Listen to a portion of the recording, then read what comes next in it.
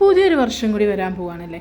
സാധാരണ പുതിയ വർഷങ്ങൾ വരുമ്പോഴാണ് നമ്മൾ പുതിയ തീരുമാനങ്ങൾ എടുക്കുക, പുതിയ ട്രാൻസ്ഫോർമേഷൻസ് ഉണ്ടാവണം എന്ന് ആഗ്രഹിക്കുക അല്ലേ. പലപ്പോഴും എന്താ സംഭവിക്കുന്നത്, എനിക്കും നിങ്ങൾക്കും ഓരോരുത്തർക്കും ചിലപ്പോൾ നമ്മളെടുക്കുന്ന തീരുമാനങ്ങൾ നമ്മൾക്ക് ഫുൾഫിൽ ചെയ്യാൻ കഴിയാതെ നമ്മളത് ബ്രേക്ക് ചെയ്തു പോകും. എന്നാൽ ഞാൻ നിങ്ങൾക്ക് ഇൻട്രൊഡ്യൂസ് ചെയ്യുന്ന ഈ ടെക്നിക്സ് ഡെഫിനറ്റ്ലി നിങ്ങളുടെ ട്രാൻസ്ഫോർമേഷന് നിങ്ങളെ ഹെൽപ്പ് ചെയ്യും. മിസ്റ്റർ ജയ് ഷെട്ടിയുടെ തിങ്ക് ലൈക്ക് എ മങ്ക് എന്ന ബുക്കിനെ ബേസ് ചെയ്തിട്ടാണ് ഇന്ന് ഞാൻ നിങ്ങൾക്ക് ഈ ടെക്നിക്സ് ഇൻട്രൊഡ്യൂസ് ചെയ്യുന്നത്. നമ്മൾ പലപ്പോഴും രാവിലെ ഉഷാറായിട്ട് എഴുന്നേൽക്കണം എന്ന് ആഗ്രഹിക്കുക അല്ലേ. എന്നാലോ അലാറം അടിച്ചു തുടങ്ങുമ്പോൾ നമ്മൾ എന്താ ചെയ്യുന്നത്, അലാറം നേരെ സ്നോസ് ചെയ്തിട്ട് വീണ്ടും നമ്മൾ എന്ത് ചെയ്യും, ഒരു 5 മിനിറ്റും കൂടി കിടക്കാം, 10 മിനിറ്റും കൂടി കിടക്കാം, അല്ലെങ്കിൽ നാളെ തുടങ്ങിയിട്ട് എഴുന്നേക്കാം എന്നുള്ള ചിന്തകളൊക്കെ വന്നിട്ട് എന്ത് ചെയ്യും, നമ്മൾ വീണ്ടും കിടന്നുറങ്ങും. സോ ഇത് എന്താണെന്ന് വെച്ച് കഴിഞ്ഞാൽ നമ്മൾ ആ ഷോർട്ട് ടൈമിൽ നമുക്ക് കിട്ടുന്ന സുഖമാണ് ഫോക്കസ് ചെയ്യുന്നത്. സോ അദ്ദേഹം പറയുന്നത് ഇത് നമ്മൾ മങ്കി മൈൻഡഡ് ആയതുകൊണ്ടാണ് എന്നാണ്. മങ്കീസ് എന്താ ചെയ്യുന്നത്, അവർ ഒന്നിലും ഫോക്കസ്ഡ് അല്ല, അവരിങ്ങനെ ചാടി പോയിക്കൊണ്ടേയിരിക്കും. പക്ഷേ മങ്ക് എന്ന് പറഞ്ഞാൽ എന്താണ്, സന്യാസികൾ എന്ന് പറയുന്നതാണ്. സന്യാസികൾ എപ്പോഴും ഫോക്കസ്ഡ് ആയിരിക്കും, അവർ ലോങ് ടേം ഗെയിനിലേക്കാണ് അവർ ഫോക്കസ് ചെയ്യുന്നത്. എന്തൊക്കെ പ്രതിബന്ധങ്ങൾ വന്നാലും അവരെടുത്ത ലക്ഷ്യത്തിലേക്ക് അവരിങ്ങനെ എന്ത് ചെയ്തുകൊണ്ടിരിക്കും, മൂവ് ചെയ്തുകൊണ്ടേയിരിക്കും. നമ്മൾ ആരും തന്നെ പലപ്പോഴും വിചാരിച്ചിട്ടുണ്ട് അല്ലേ, നമ്മൾക്ക് മങ്ക് മൈൻഡ് ഉണ്ടാവാനായിട്ട് നമ്മൾ ആഗ്രഹിക്കുന്നുണ്ട്. എന്നാൽ ഈ 5 ആറുകൾ നിങ്ങളെ ഡെഫിനറ്റ്ലി ഹെൽപ്പ് ചെയ്യും. സോ ഫസ്റ്റ് വൺ എന്താണെന്ന് നോക്കാം, റീസൺ. നമ്മൾ എന്ത് ട്രാൻസ്ഫോർമേഷൻ നമ്മുടെ ലൈഫിൽ കൊണ്ടുവരണം എന്ന് ആഗ്രഹിക്കുന്നോ അതിനൊരു സ്ട്രോങ് റീസൺ ഉണ്ടാവണം.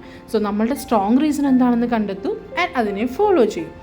രണ്ടാമത് എന്താണെന്ന് അറിയോ, റിസർച്ച് എന്ന് പറയും. നമ്മൾ എന്ത് ട്രാൻസ്ഫോർമേഷനോ മാറ്റങ്ങളോ കൊണ്ടുവരണമെങ്കിലും അതിനെ പറ്റിയിട്ട് നമ്മൾ കൂടുതൽ അറിയണം. ഫോർ എക്സാമ്പിൾ, നമ്മളൊരു യൂട്യൂബ് ചാനലാണ് തുടങ്ങാൻ പോകുന്നതെങ്കിൽ അതിനെ പറ്റിയിട്ടുള്ള കൂടുതൽ കാര്യങ്ങൾ നമ്മൾ ഇൻഫർമേഷൻസ് കളക്ട് ചെയ്യണം. കൂടുതൽ ഇൻഫർമേഷൻസ് കിട്ടിയാൽ നമുക്ക് കൂടുതൽ ട്രാൻസ്ഫോർമേഷൻസ് ഉണ്ടാവും. ആൻഡ് അടുത്തതാണ് റിപ്പീറ്റേഷൻ എന്ന് പറയും. നമ്മൾ എന്ത് മാറ്റം കൊണ്ടുവരുമ്പോഴും നമ്മളത് റിപ്പീറ്റ് ചെയ്തില്ലെങ്കിൽ എന്ത് ചെയ്യില്ല, അത് നമ്മളുടെ ഒപ്പം മുമ്പിലേക്ക് വരില്ല. അല്ലെങ്കിൽ 1-2 ദിവസം കഴിഞ്ഞ് കഴിഞ്ഞാൽ അത് ഇല്ലാണ്ടായിപ്പോൾ. സോ ചെറിയ സ്റ്റെപ്പുകൾ വെക്കുക, പക്ഷേ അതിന് വലിയ പ്രയോറിറ്റി കൊടുക്കണം. അതായത് നമ്മളൊരു ബുക്കാണ് വായിക്കാൻ തീരുമാനിക്കുന്നതെങ്കിൽ ആദ്യം നമ്മൾ കുറച്ച് പാരഗ്രാഫ്സ് വെച്ച് വായിച്ചു തുടങ്ങുക, ദെൻ അതിനെ പേജസ് ആയിട്ട് കൺവേർട്ട് ചെയ്യുക. അങ്ങനെ ചെറിയ സ്റ്റെപ്പ്, പക്ഷേ അതിനെന്താണ് കൂടുതൽ പ്രയോറിറ്റി കൊടുക്കുക എന്നുള്ളതാണ് ഇമ്പോർട്ടൻ്റ് ആയിട്ടുള്ള കാര്യം. ഇത് നമുക്ക് എന്ത് ചെയ്യണം, നമ്മളുടെ ആ ഒരു ട്രാൻസ്ഫോർമേഷനെ ഹെൽപ്പ് ചെയ്യും. അടുത്തത് വന്നിരിക്കുന്നത് എന്താണ്, 4th one is responsibility.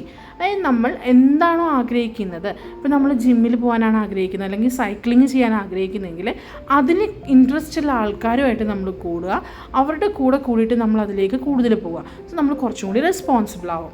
And 5th one and the last one is reward. നമ്മൾ എത്രത്തോളം ട്രാൻസ്ഫോം ആയെന്ന് നമ്മളെ തന്നെ റിമൈൻഡ് ചെയ്യുക ആൻഡ് അതിന് റിവാർഡ്സ് കൊടുത്തുകൊണ്ടിരിക്കുക. നമ്മളെ തന്നെ പറയാം, നീ ബെസ്റ്റാണ്, നീ ട്രാൻസ്ഫോം ആയിട്ടുണ്ട്, എത്രത്തോളം ദൂരം നീ സഞ്ചരിച്ചിരിക്കുന്നു എന്നൊക്കെ നമ്മളെ തന്നെ റിമൈൻഡ് ചെയ്യുക. ഈ 5 ടെക്നിക്സുകളും നിങ്ങൾ ട്രൈ ചെയ്ത് നോക്കൂ. ഡെഫിനറ്റ്ലി നിങ്ങളുടെ ലൈഫിലൊരു ട്രാൻസ്ഫോർമേഷൻ നിങ്ങൾക്ക് ഫീൽ ചെയ്യും. ആൻഡ് കൂടുതലായിട്ട് നിങ്ങൾക്ക് അറിയണമെങ്കിൽ തിങ്ക് ലൈക്ക് എ മങ്ക് എന്ന ബുക്ക്, മിസ്റ്റർ ജയ് ഷെട്ടിയുടെ ബുക്ക് നിങ്ങൾ വായിക്കുക. ഓൺലൈൻസിലൊക്കെ അവൈലബിൾ ആണ് കേട്ടോ. ഈ വീഡിയോ നിങ്ങൾക്ക് ഉപകാരപ്പെട്ടെങ്കിൽ നിങ്ങളുടെ ഏറ്റവും അടുത്ത ഫ്രണ്ടിന് ഒരു ന്യൂ ഇയർ ഗിഫ്റ്റ് പോലെ ഒന്ന് അയച്ചു കൊടുത്തേ. സോ എന്നെ സപ്പോർട്ട് ചെയ്യണം, ലൈക്ക് ചെയ്യാനും ഷെയർ ചെയ്യാനും ഒന്നും മറക്കരുത് കേട്ടോ. Thank you, by.